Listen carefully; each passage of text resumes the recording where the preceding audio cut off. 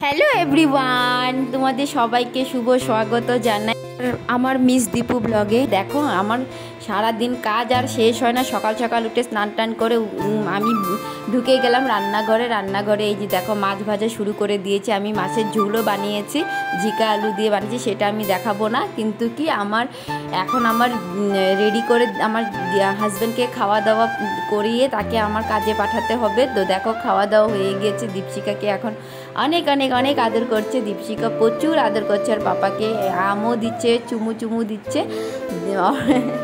দীপশিকার পাপাকে খুব আদর করছে। তো দেখো এইভাবে তাদের মানে মেয়েরাও বুঝতে পারে যে পাপা চলে গেলে আমাকে একা থাকতে হবে। দীপশিকারও ভালো লাগে না, পাপাকে প্রচুর ভালোবাসে ও, আর পাপাও ভালোবাসে। তাই দীপশিকাও পাপাকে অনেক অনেক অনেক আদর করছে। তারপরে তো পাপা এখন চলে যাবে টাটা দিয়ে। আর এই যে বাইরে আমাদের দেখো বান্দরের উৎপাত, প্রচুর বান্দর আসে এখন। আগে এত ছিল না, এখন যাকে যাকে আসতে ছিল, কিন্তু বাকিগুলো কোথায় পালালো আমি দেখতে পারলাম না কিছু।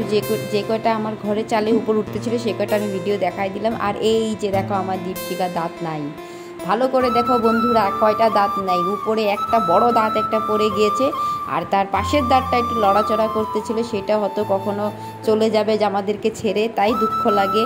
আর একদম চেহারাটা একদম বাজে হয়ে গেছে। আজ এতটুকুই দেখালাম। ভিডিওটা ভালো লাগলে লাইক করে দিও।